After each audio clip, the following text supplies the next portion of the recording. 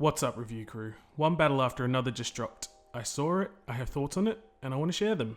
So let's do it. One battle after another follows the journey of an ex-revolutionary member and his pursuit to rescue his daughter from a maniacal militant. Directed by the great Paul Thomas Anderson, we watch on as Bob Ferguson, played by Leonardo DiCaprio, faces flat phones, foggy memories, and failed building jumps in his attempt to reunite with his daughter Willa. Divided into two different chronological sections 16 years apart, we are first given the setup of the French 75, a revolutionary juggernaut, as well as the origin of the characters we follow, namely Bob Ferguson, and our villain, Stephen Lockjaw. The cause and effect of those events carry forward into the main timeline we follow 16 years later, where it all comes together in a beautiful, chaotic mess. And with that, well, we've got a movie. I've got to say, based off trailers, I did not expect this, but I tell you what, I'm so happy with what we got.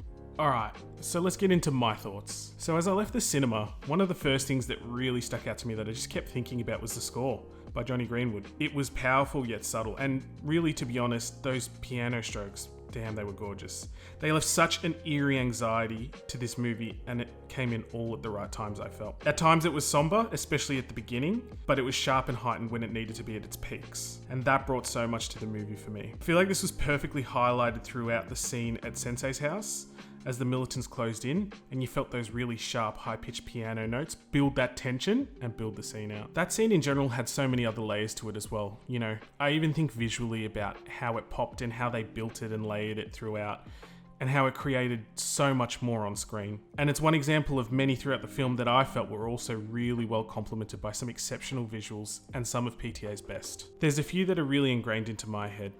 Namely, the first one I think of is the chase over the winding hills. The way the steepness is used to create that suspense and unknown, the constant looking back in the rear view as the car gets closer in plain sight. It's a feeling that we can all relate to in reality if you've ever driven on highways as someone comes up that's speeding behind. The other one that springs to mind for me is the getaway sequence across the rooftops. PTA pulls the camera back, we get this gorgeous wide pan, the skateboarders' silhouettes contrasted across the nightline, and it incited this really rebellious thrill for freedom, that we were part of this chase.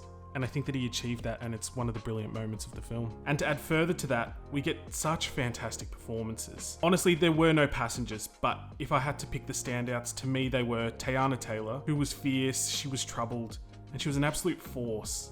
You know, if I could put it in any way, it's you loathed her, but yet you loved how much you loathed her, and I think that that's a real testament to her performance. The standout though, on top of everybody to me, was Sean Penn.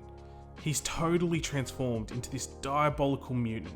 Everything about him, from his face twitches to his Vince McMahon-esque weird walking style, it was just so perfect. And to me, it adds so much to a movie when you actually get a villain who can truly step up to the plate and perform to that level. And so for Sean, I'm really happy to see him back at his peaks, and I really think that he's going to win the Oscar based off of this performance. So beyond all the technicality from the filmmaking, I did want to talk about the plot. And from that standpoint, if you look at it in summary, it is quite simplistic when you think about the story and how it plays. However, to me, what I think it allows for is us as the viewer to add your perspective and your understanding on top of it and create your own reality of what you take away from this film. And so that for me was a lot about the way I loved the way it ended. You know, Bob's story is essentially bookended with these two women that he loves and cares for being the driving forces in his life. I think early on we see that Perfidia is the main protagonist, and she's the one driving the French 75 movement. She's the one pushing that passion for the both of them. So for Bob, in a lot of ways, when they went their separate ways,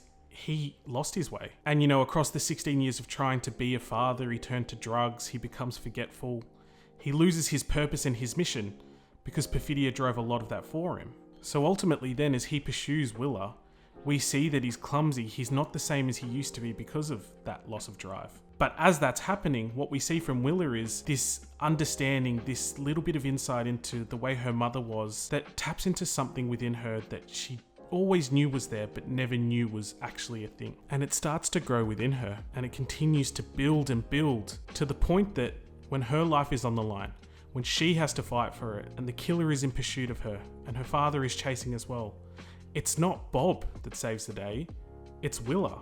She has the intuition to pull the brakes. She has the intuition to jump to the side. And she taps into that genetically ingrained part of her that saves the day. And then Beyond just saving the day, it actually allows her to tap into and discover a new part of herself, be part of these revolutionary movements, take what her mother had done, and then ultimately finish it and be part of that better change. And so then to bring it back to Bob, now once again, he has that inspiration in his life. His daughter's leading the charge now though, instead of his wife. He's proud, he's relaxed, he's completely restored as a person. And I think that that's such a beautiful place to leave this film and to finish it. You know, I could go on. There's genuinely so much to be said about this film, and I'm so glad that it's getting the discussion, the attention, and the praise and accolades that it deserves. I really encourage you, if you haven't seen it yet, please do so. This isn't a film that you need to be a Paul Thomas Anderson fan to find enjoyable, to find passion in.